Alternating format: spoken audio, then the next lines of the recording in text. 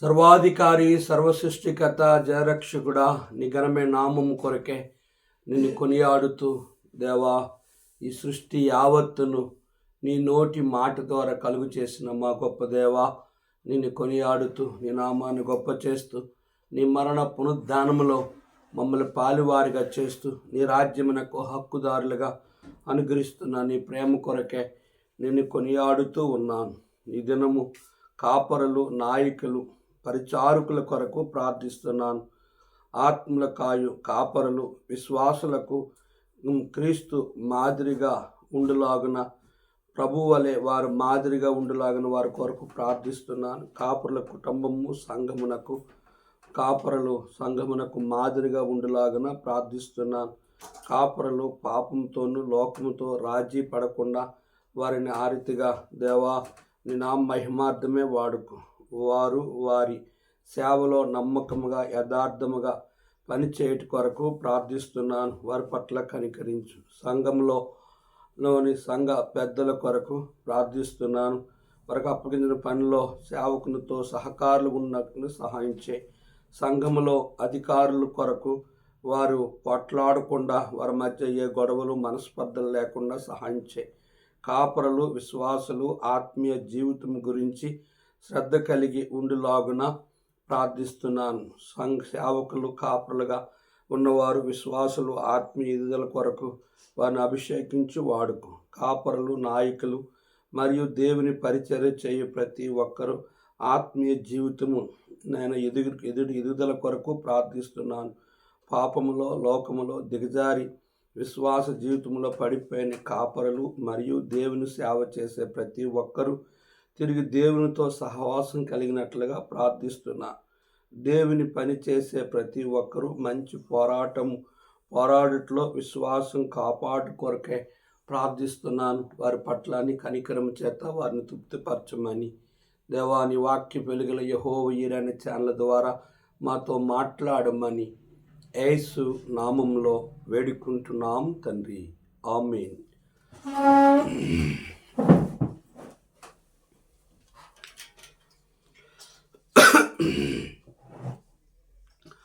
ప్రభు యేసు రమ్మనుచుండే పాపులనెల్లరినీ, వచ్చిన వారికి ప్రభు యేసుండే విశ్రాంతినిచ్చి, వచ్చిన వారికి ప్రభు యేసుండే విశ్రాంతినిచ్చి. ప్రభు యేసు రమ్మనుచుండే పాపులనెల్లరినీ, వచ్చిన వారికి ప్రభు యేసుండే విశ్రాంతినిచ్చి. లోకములో మానవులెల్లా ఘోర పాపములు చేసి, లోకములో మానవులెల్లా ఘోర పాపములు చేసి, దేవుని మహిమకు దూరమైపోయేరి, దేవుని మహిమకు దూరమైపోయేరి. మానవుల నీతి క్రియలు మురికి పీలుకులే, మానవుని నీతి క్రియలు మురుక పీలుకులే. ప్రభు యేసు రమ్మనుచుండే పాపులనెల్లరినీ, వచ్చిన వారికి ప్రభు యేసుండే విశ్రాంతినిచ్చి, వచ్చిన వారికి ప్రభు యేసుండే విశ్రాంతినిచ్చి. ప్రభు యేసు క్రీస్తు నందు ఏ పాప దోషము లేదు, ప్రభు యేసు క్రీస్తు నందు ఏ పాప దోషము లేదు. ప్రాణుపై వేలాడునుగా మన దోషముల కొరకై, మానుపై వేలాడునుగా మన దోషముల కొరకై. మరణము గెలిచి విజయము నీతి నీతిగా తీసే, మరణము గెలిచి విజయము నీతి నీతిగా తీసే. ప్రభు యేసు రమ్మనుచుండే పాపులనెల్లరినీ, వచ్చిన వారికి ప్రభు యేసుండే విశ్రాంతినిచ్చి. వచ్చిన వారికి ప్రభు యేసుండే విశ్రాంతినిచ్చు. ఎందరో విశ్వసింతురో ప్రభువైన క్రీస్తుని, ఎందరో విశ్వసింతురో ప్రభువైన క్రీస్తుని, వారే పొందేదారుగా నిత్య రక్షణకై, వారే పొందేదారుగా నిత్యమైన రక్షణ. నేడే మీ కనుకుల సమయము, నేడే మీ కనుకుల సమయము, రక్షణ దినము. నేడే మీ కనుకుల సమయము, రక్షణ దినము. ప్రభు యేసు రమ్మనుచుండే పాపులనెల్లరినీ, వచ్చిన వారికి ప్రభు యేసుండే విశ్రాంతినిచ్చు. వచ్చిన వారికి ప్రభు యేసుండే విశ్రాంతినిచ్చు. పాపములను క్షమించుటకు ప్రభుకే అధికారము కలదు, పాపమును క్షమించుటకు ప్రభుకే అధికారము కలదు. ఎవరి పాప దోషములు పరిహరించబడును, ఎవరి పాప దోషములు పరిహరింపబడును, వారే ధన్యులు పరలోకములో నిశ్చయముగా, వారే ధన్యులు పరలోకములో నిశ్చయముగా. ప్రభు యేసు రమ్మనుచుండే పాపులనెల్లరినీ, వచ్చిన వారికి ప్రభు యేసుండే విశ్రాంతినిచ్చు. వచ్చిన వారికి ప్రభు యేసుండే విశ్రాంతినిచ్చు. పరలోకపు తండ్రి పుత్రులు విశ్వసించిన వారిగా, పరలోకపు తండ్రికి పుత్రులు విశ్వసించిన వారేగా, తీర్పు మరణము లేక జీవము పొందేదారు, తీర్పు మరణము లేక జీవము పొందేదారు. పరిపూర్ణులుగా కడగబడి యేసుని రక్తములో, పరిపూర్ణులుగా కడగబడి యేసుని రక్తములో. ప్రభు యేసు రమ్మనుచుండే పాపులనెల్లరినీ, ప్రభు యేసు రమ్మనుచుండే పాపులనెల్లరినీ, వచ్చిన వారికి ప్రభు యేసుండే విశ్రాంతినిచ్చు. వచ్చిన వారికి ప్రభు యేసుండే విశ్రాంతినిచ్చు.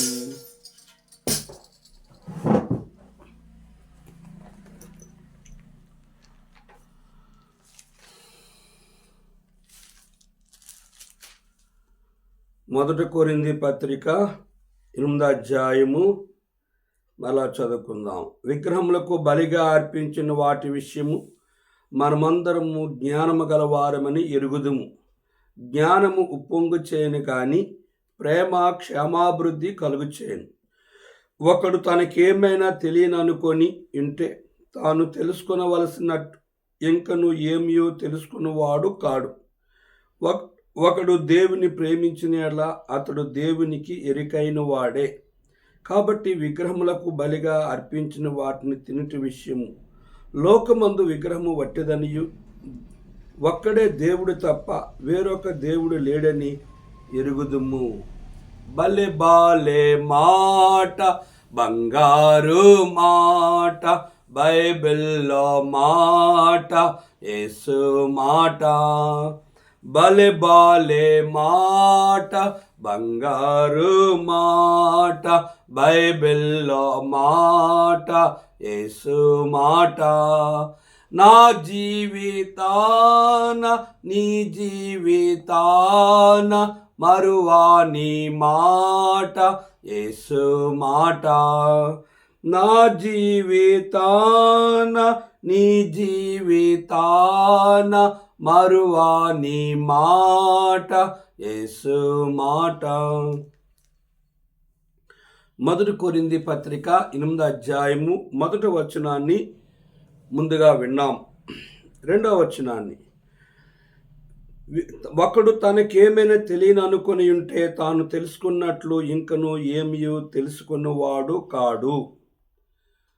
నేను జ్ఞానిని, నేనే తెలివైన తెడ్డిని, నాకు అన్నీ తెలుసు అనేవాడట ఏమీ తెలియనివాడు అని ఈ మాట యొక్క అర్థం. చాలామంది నేను బాగా చదువుకున్నాను, నాకు బైబిల్ బాగా తెలుసు, నాకు లోక జ్ఞానం బాగా తెలుసు, నాలాంటి జ్ఞానపరుడు ఈ భూమి మీద ఎవరూ లేరు అనుకునేవారు చాలామంది ఉన్నారు. మన పితరుడైన సొలొమోను కూడా ఎంతో దేవుని ద్వారే దైవ జ్ఞానాన్ని పొందిన వ్యక్తి అయినప్పుడు కూడా, తాను జ్ఞాని అయినప్పుడు కూడా కడవరికి తన జ్ఞానమును మనం గమనించినట్లయితే 0 అయిపోయింది, అంటే 0.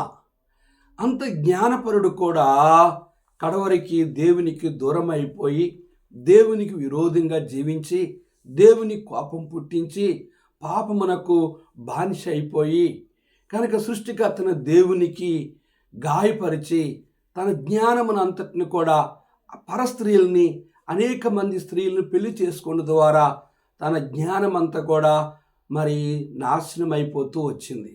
తన జీవితంలో కూడా చివరికి తన జీవితంలో దేవునికి మరి ఎంతో బాధ పెట్టిన వాడుగా మనకు అగపడుతూ ఉంటున్నాడు.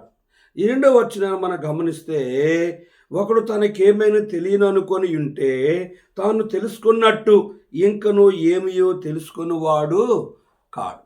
గనుక దేవుని జ్ఞానాన్ని మనము పొందుకోవాలి అంటే ఆయన దీవించినప్పుడు కూడా, ఆయన జ్ఞానం ఇచ్చినప్పుడు కూడా, అందుకు యాకోబు పత్రికలో 1వ అధ్యాయం 5వ వచనం లేదంటే, కనుక మీలో ఎవరికైనా జ్ఞానము కొదువుంటే దేవుని అడుగుడి, అప్పుడు అది అతనికి ధారాళంగా అనుగ్రహింపబడును. దేవుడిచ్చిన జ్ఞానాన్ని కూడా నువ్వు కాపాడుకోవాలి, నువ్వు దాన్ని భద్రపరచుకోవాలి.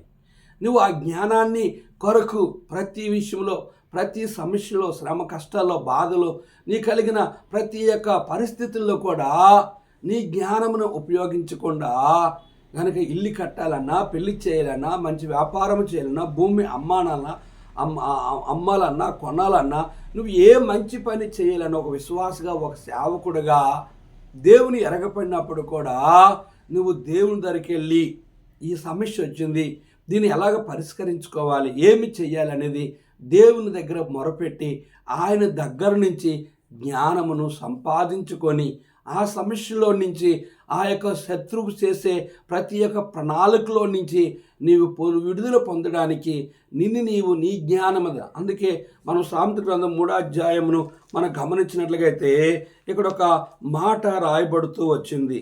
దాని విషయంలో మనం గమనించినట్లయితే, చూసినట్లయితే దేవుని వాక్యము ఎంత స్పష్టంగా తెలియచేస్తూ ఉంది. చూడండి, 5వ వచనంలో, నీ స్వబుద్ధిని ఆధారము చేసుకొనక నీ పూర్ణ హృదయముతో యెహోవా యందు నమ్మిక ఉంచుము, నీ ప్రవర్తన అంతటి యందు ఆయన అధికారమునకు ఒప్పుకొనుము, అప్పుడు ఆయన నీ త్రోవలను సరళము చేయును. నేను జ్ఞాని కదా అని నీవు అనుకొనవద్దు, యెహోవా యందు భయభక్తులు కలిగి చెడుతనమును విడిచిపెట్టుము.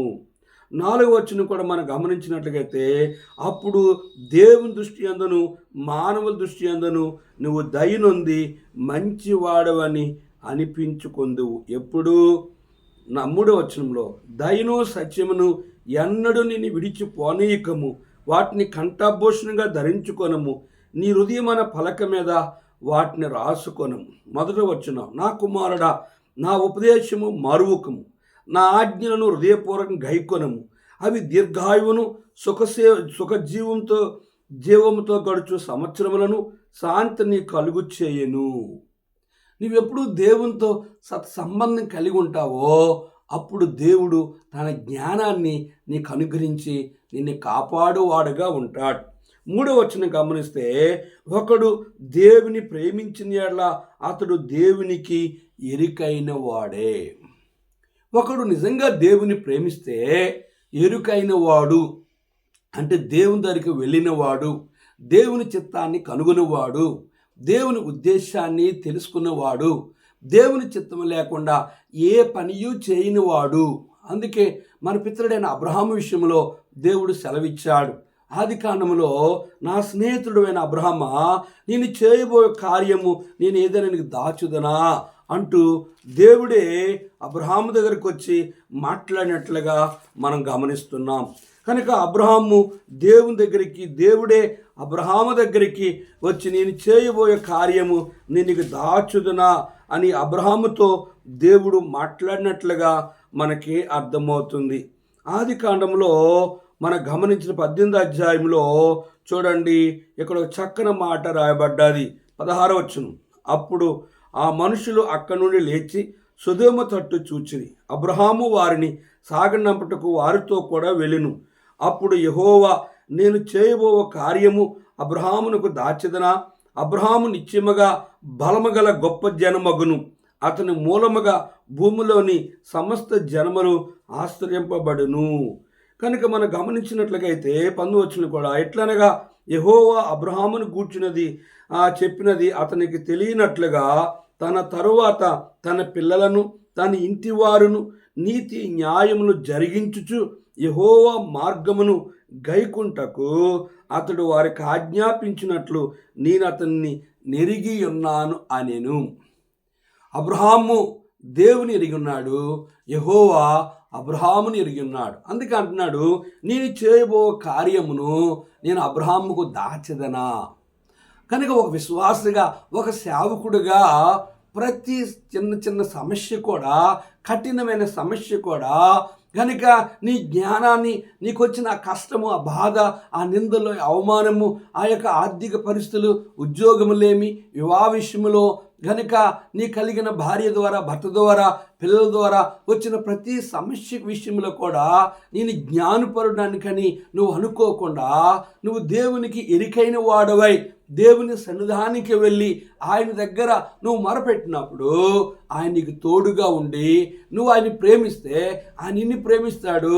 ఆయన దగ్గర నువ్వు మొరపెడితే ఆయన నీకు ఎరికైన వాడు కనుక ఆయన జ్ఞానంనిచ్చి నీ కఠినమైన సమస్యలో నీకు విజయాన్ని అనుగ్రహిస్తాడు. ఒకడు దేవుని ప్రేమించిన అతడు దేవునికి ఎరుకైన వాడే.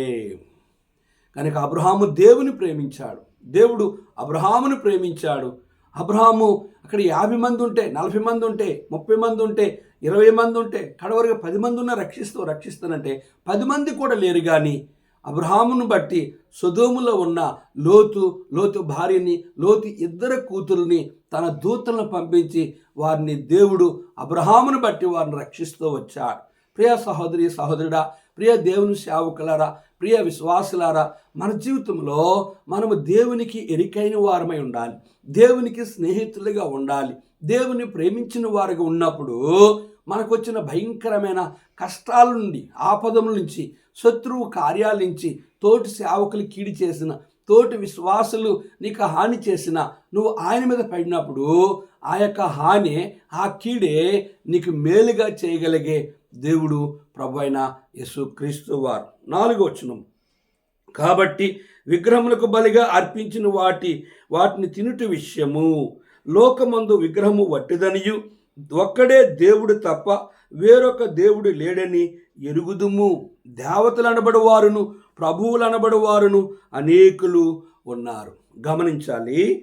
కాబట్టి విగ్రహములకు బలిగా అర్పించిన వాటిని తినుట విషయం. విగ్రహము అంటే అర్థం ఏంటంటే, మనము హబక్కు గ్రంథంకి వెళ్తే అసలు విగ్రహములు మొదట మనం చూసాం. మొన్న ఇశ్రాయేలీయులు మొదట విగ్రహాన్ని గంగిరెద్దును తయారు చేశారు.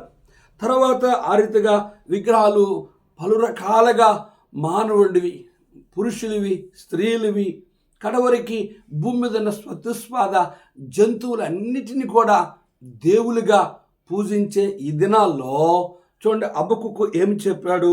2వ అధ్యాయం 18వ వచనంలో, చెక్కడ పనివాడు విగ్రహము చెక్కడం వలన ప్రయోజనమేమి? పనివాడు మోగుబొమ్మను చేసి తాను రూపించిన దానియందు నమ్మికించడం వలన ప్రయోజనమేమి? అబద్ధములు బోధించు పోత విగ్రహములను నమ్మికించిన ప్రయోజనమేమి? కర్రను చూచి మేలుకొమ్మనియు మోగరాత్రిని చూచి లెమ్మని చెప్పువానికి శ్రమ. అదేమైనా బోధింపగలదా? అది బంగారముతోనూ వెండితోనూ పోత పూయబడిన కానీ దానిలో ఊపిరి దానిలో శ్వాస ఎంత మాత్రమును లేదు. అయితే యెహోవా తన పరిశుద్ధాలయములో ఉన్నాడు. ఆయన సన్నిధిని లోకమంతయు మౌనముగా ఉండెను. గమనించారా? కనుక విగ్రహం చెక్కడం వల్ల ప్రయోజనమేమి? పనివాడు మోగబొమ్మ తాను రూపించిన దాన్ని నమ్ముకున్న ప్రయోజనమేమి? అబద్ధములు బోధించు పోత విగ్రహం నమ్ముకున్న ప్రయోజనమేమి? కర్రను చూచి మేలుకోమని, మూగురాత్రిని చూచి లెమ్మని చెప్పువానికి శ్రమ. అదేమైనా బోధింపగలదా? అది బంగారముతోనూ వెండితోనూ పోతపోయిన కానీ దానిలో ఊపిరి ఎంత మాత్రం లేదు. అయితే యెహోవా తన పరిశుద్ధాలయములో ఉన్నాడు. కీర్తన గ్రంథమును 115 అధ్యాయంలో మనం గమనించినట్లయితే దేవుని వాక్యము ఎంతో స్పష్టంగా తెలియజేస్తుంది. మనము ఎవరిని విమర్శించట్లేదు, కానీ దేవుని వాక్యం ఏం చెప్తుందో చూద్దాం. మాకు కాదు యెహోవా, మొదట వచనం, యెహోవా మాకు కాదు, నీ కృపాతిశయమును బట్టి నీ నామమునకే మహిమ కలుగునుగాక. వారు దేవుడేడని అన్యజనులు చెప్పుకొందురు. మా దేవుడు ఆకాశమందున్నాడు, తనకిచ్చి వచ్చినట్లుగా సమస్తము చేయుచున్నాడు. వారి విగ్రహములు వెండి బంగారంవి, అవి మనుషులు చేతి పనులు. వాటికి నోరుండియు పలకవు, కన్నులుండి చూడవు, చెవులుండి వినవు, ముక్కులుండి వాసన చూడవు, చేతులుండి ముట్టుకొనవు, పాదములుండి నడవు, గొంతుకుతో మాట్లాడవు. వాటిని చేయువారును వాటిని నమ్మికించువారు వారందరూ వాటి వంటి వారే ఉన్నారు. ఇశ్రాయేలు వారులారా, యెహోవా నమ్ముకొనుడి, ఆయన వారికి సహాయము కేడెమునై ఉన్నాడు. గమనించారా? ఇంకా మనం గమనించినట్లయితే ఇర్మియా గ్రంథంలో కూడా ఎంతో స్పష్టముగా తెలియచేసినట్లుగా 10వ అధ్యాయంలో, ఇర్మియా గ్రంథం 10వ అధ్యాయంలో ఇంకా దేవుని వాక్యము ఎంత స్పష్టంగా మనకు తెలియజేస్తూ ఉంది అని గమనిస్తే, సత్యవాక్యాన్ని చెప్పినప్పుడు ప్రజలు మా దేవుని విమర్శిస్తున్నారు, మా దేవుని గురించి చెడ్డగా మాట్లాడుతున్నారు అనేది మనుషులు అవిధేయ చేత జ్ఞానం లేక మాట్లాడుతూ ఉంటారు. చూడండి, ఇర్మియా గ్రంథం 10వ అధ్యాయము మనం గమనించినట్లయితే మొదట వచనం, ఇశ్రాయేలు వంశస్థులారా, యెహోవా మిమ్మల్ని గూర్చి సెలవిచ్చిన మాట వినుడి. యెహోవా సెలవిచ్చింది ఏమనగా, అన్యజనుల ఆచారములు నభ్యాసింపకుడి. ఆకాశమందు అగపడు చిహ్నములకు జనములు భయపడెను, అయితే మీరు వాటికి భయపడకుడి. జనముల ఆచారములు వ్యర్థములు. అడవిలోనొకడు చెట్టు నరుకున్నట్లు అది నరకబడును. అది పనివాడు గొడ్లతో చేసిన పని. వెండి బంగారము చేత పనివారు దాన్ని అలంకరింతురు. అది కదలకయుండునట్లు మేకిలి పెట్టి సుత్తులతో బిగ్గొట్టి దాన్ని నిలిపిదురు. అవి తాటి చెట్టు వలె తిన్నగా ఉన్నవి. అవి పలకవు, నడవనేరవు గనుక వాటిని మోయవలసి వచ్చును. వాటికి భయపడకుడి. అవి హాని చేయనేరవు, మేలు చేయట వాటి వలన కాదు. యెహోవా నిన్ను పోలినవాడు ఎవడునూ లేడు. నీవు మహాత్మ్యం గలవాడువు. నీ శౌర్యమును బట్టి నీ నామము ఘనమైనదాయును. జనములకు రాజా, నీకు భయపడిన వాడెవడు? జనముల జ్ఞానులందరిలో, వారి రాజ్యములన్నింటిలో నీ వంటి వాడు లేడు. నరులు నీకు భయపడట అనుగుణ్యం.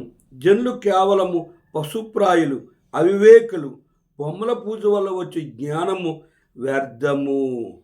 కనుక ఇంకా చూస్తే, తర్షీషు నుండి రేకులుగా సాగొట్టబడిన వెండి ఉపాధి నుండి బంగారము తెత్తురు. అది పనివాని పనియే గదా. పోతపోయేవాడు దాన్ని చేసును. నీల ధూమ్ర రక్తవర్ణము గల వస్త్రములు వాటికి ఉన్నవి. అవన్నీ నేర్పియగు పనివారి పనియే. యెహోవాయే నిజమైన దేవుడు. ఆయనే జీవం గల దేవుడు. సదాకాలము ఆయనే రాజు. ఆయన ఉగ్రతకు భూమి కంపించును. జనములు ఆయన కోపమును సహింపలేవు. కనుక లోకములో విగ్రహము వట్టిది. గనుక లోకమందు విగ్రహము వట్టిదనియు, ఒక్కడే దేవుడు తప్ప వేరొక దేవుడు లేడని ఎరుగుదు. లోకములో దేవుడు ఒక్కడే. మానవుడు చేసిన చేత్తో చేసిన కర్ర కనుక రాయి, ఇనుము గనుక కంచు, బంగారము, వెండితో కనుక ఈ భూమి మీద చతుష్పాద జంతువుల్ని నువ్వు దేనితో ఒక విగ్రహం చేసినప్పుడు కూడా విగ్రహము వట్టిది. విగ్రహంలో దేవుడు లేడు.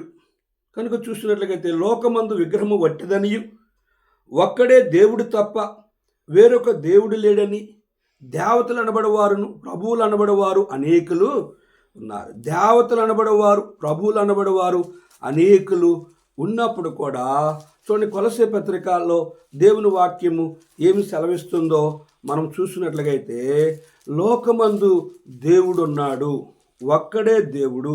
ఆ దేవుడు ఎటువంటి వాడని మనం గమనించినట్లయితే చూడండి, చక్కని మాట రాయబడుతూ వచ్చింది. మొదట అధ్యాయము 14 వచనం. ఆ కుమారుని యందు మనకు విమోచనం అనగా పాప క్షమాపణ కలుగుచున్నది. ఆయన అదృశ్య దేవుని స్వరూపై సర్వ సృష్టికి ఆది సంభూతుడై ఉన్నాడు. ఎల్లనగా ఆకాశమందున్నవియు భూమి అందున్నవియు దృశ్యమైనవి అదృశ్యమైనవి గాని అవి సింహాసనములైనను ప్రభుత్వులైనను ప్రధానులైనను అధికారులైనను సర్వమును ఆయన యందు సృష్టింపబడును. సర్వమును ఆయన ద్వారా ఆయన బట్టి సృష్టింపబడును. ఆయన అన్నిటికంటే ముందుగా ఉన్నవాడు. ఆయనే సమస్తమునకు ఆధారభూతుడు. గమనించారా? కనుక ఆయన నిన్న మొన్న వచ్చే దేవుడు కాదు. ఆయన అదృశ్య దేవుడు స్వరూపి. ఆయన ఆది సంభూతుడు. ఆయన ఆకాశమందును భూమి యందును సర్వాధికారం కలిగిన వాడు. ఆయన ఆ సింహాసనమును ప్రభుత్వమును అధికారములను సర్వమును ఆయన యందు సృష్టింపబడును. ఆయన అన్నిటికంటే ముందుగా ఉన్నాడు. ఆయనే సమస్తమునకు ఆధారభూతుడు. ఇంకా మనం గమనిస్తే ఆకాశమందైనను భూమి మీద అయినను దేవతలు అనబడి ఉన్నను మనకు ఒక్కడే దేవుడున్నాడు. ఆయన తండ్రి. ఆయన నుండి సమస్తము కలిగిన ఆయన నిమిత్తము మనము మరియు మనకు ప్రభువు ఒక్కడే. ఆయనే యేసుక్రీస్తు. ఆయన ద్వారా సమస్తము కలిగిను. మనము ఆయన ద్వారా కలిగిన వారం. గమనించారా? ఇక్కడ ఈ మాటను మనం చూసినట్లయితే ఆకాశమందైనను భూమి అందైనను దేవతలు అనబడి ఉన్నను మనకు ఒక్కడే దేవుడు ఉన్నాడు. ఈ భూమి మీద దేవులు దేవతలు దైవాలు అమ్మతళ్ళు అశ్రములు పురటాలములు కడవరికి మనం మనుషుడే దేవుడిగా పూజించబడిన పరిస్థితులు కూడా ఉన్నాయి. చూడండి, 2వ తెస్సలోనికీయుల పత్రిక 2వ అధ్యాయంలో మనం గమనించినట్లయితే దేవుని వాక్యమును ఎంత స్పష్టంగా తెలియజేస్తుంది. చూడండి, 2వ తెస్సలోనికీయుల పత్రిక 2వ అధ్యాయము గమనించినట్లయితే 3వ వచనం. మొదట భ్రష్టత్వము సంభవించి నాశన పాత్రుడకు పాప పురుషుడు బయలుపడితే గాని ఆ దినము రాదు. ఏది దేవుడు అనబడునో ఏది పూజింపబడునో దాని అంతటిని ఎదిరించుచు దాని అంతటికి పైగా వాడు తన్ను తానే హెచ్చించుకొనుచు తాను దేవునని తన్ను కనపరుచుకొనుచు దేవుని ఆలయంలో కూర్చుండిన గనుక ఏ విధముగానైనను ఎవడును మిమ్మను మోసపరచనీకుడి. నేనింకను మీ యొద్ద ఉన్నప్పుడు ఈ సంగతులు మీతో చెప్పినది మీ జ్ఞాపము లేదా? కాగా వాడు తన సొంత కాలమందు బయలుపరచబడవలనని వారిని అడ్డగించినది ఏదో అది మీరు ఎరుగుదురు. ధర్మ విరోధి సంబంధమైన మర్మమును ఇప్పటికి క్రియ చేయుచున్నది. కానీ ఇదివరకే అడ్డగించున్న వాడు మధ్య నుండి తీసివేయబడు వరకే అడ్డగించును. అప్పుడా ధర్మ విరోధి బయలుపరచబడను. మా ప్రభు అయిన యేసు తన నోటి ఊపిరి చేత వానిని సంహరించి తన ఆగమును ప్రకాశము చేత నాశనము చేయను. నశించున్న వారు తాము రక్షించబడుటకై సత్య విషయమైన ప్రేమను అవలంబింపకపోయారు గనుక వారి రాక అబద్ధ విషయమై సమస్త బలముతోనూ నానా విధములైన సూచక్రియలతోనూ మహత్కార్యములతోనూ దుర్నీతిని పుట్టించు సమస్త మోసముతోనూ నశించున్న వారిలో సాతాను కనపరచు బలమును ఆవరించి యుండెను. ఇందుచేత సత్యమును నమ్మక దుర్నీతి యందు అభిలాష గల వారందరూ శిక్షావిధి పొందుటకే అబద్ధమును నమ్మునట్లు మోసము చేయు శక్తిని దేవుడు వారికి పంపుచున్నాడు. గమనించారా? ఇక్కడ మనము ఈ విషయాన్ని గమనిద్దాం. 4వ వచనం, ఏది దేవుడు అనబడను, ఏది పూజింపబడను, దాని అంతటిని ఎదిరించుచు దాని అంతటికి పైగా వాడు తన్ను తాను హెచ్చించుకొనుచు తానే దేవుడని తన్ను కనపరుచుకొనుచు దేవుని ఆలయంలో కూర్చుండును గనుక ఏ విధముగా అయినను ఎవడును మిమ్మును మోసపరచనీయకుడి. కడవరికి మనుషులే దేవులుగా, గురువులుగా, బాబాలుగా కనుక ఈ లోకంలో వారు భారతదేశంలో, ప్రపంచ దేశాల్లో ఎంతోమంది మనుషులే దైవముగా పూజించబడిన వారి యొక్క చివరి కాలంలో వారి యొక్క అంతే వారికి దేవుని కోపం అనేది వచ్చినప్పుడు వారి అండర్ గ్రౌండ్ విషయాలు, వారి యొక్క వజ్ర వ్యాపారము, వారి యొక్క ఆ మానవ యొక్క అవయవాల వ్యాపారము, వారు స్త్రీలతో వ్యభిచారం చేసే వ్యాపారం, స్త్రీలని ఇతర దేశాలకు పంపించి వారు కోట్ల రూపాయలు బంగారం, వెండి, వజ్రాలు, వైద్యురాలు సంపాదించుకొని ఇతర దేశంలో కాక భారతదేశానికి ప్రభుత్వాన్ని కూడా దొరికిపోయి చెరసాల్లో వేయబడేవారు ఎంతోమంది మనకు తెలుసు. ప్రియా సహోదరి సహోదరుడా, లోకములో విగ్రహము వట్టిదనియు దేవుడు ఒక్కడే తప్ప కనుక దేవతలు అనబడేవారును ప్రభువులు అనబడేవారు అనేకులున్నను, ఆకాశమందైనను భూమి మీదనైనను దేవతలు అనబడేవా ఉన్నను మనకు ఒక్కడే దేవుడు, ఆయనే తండ్రి, ఆయన నుండి సమస్తము కలిగిను, ఆయన నిమిత్తము మనమున్నాం, మరియు మనకు ప్రభువు ఒక్కడే, ఆయనే యేసుక్రీస్తు, ఆయన ద్వారా సమస్తము కలిగిను, మనము ఆయన ద్వారా కలిగిన వారు. గమనించారా? లోకంలో ఎంతోమంది దేవులు, దేవతలు, దైవాలు ఉన్నప్పుడు కూడా లోకములో దేవుడు ఒక్కడే. ఆ దేవుడే ఈ నోటి మాట ద్వారా సృష్టి యావత్తు సృష్టించాడు. జీవజంతువులన్నిటినీ 5 రోజుల్లో కలుగునుగా కన్నాడు.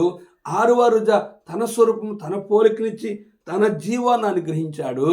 కనుక పురుషుని చేసిన ఆయన తనకు భార్య కావలసి వచ్చి ప్రకటన చేసి ఆమెని భారీగా చేసినట్లుగా మనం గమనిస్తున్నాం. అట్టి దేవుడు సృష్టికర్తన జగద్రక్షకుడైన ఆయనే తండ్రి, ఆయన నుండి సమస్తము కలిగిను, ఆయన నిమిత్తము మనమున్నాం, మరియు మనకు ప్రభువు ఒక్కడే, ఆయన యేసుక్రీస్తు ద్వారాను సమస్తము కలిగిను, మనము ఆయన ద్వారా కలిగిన వారం.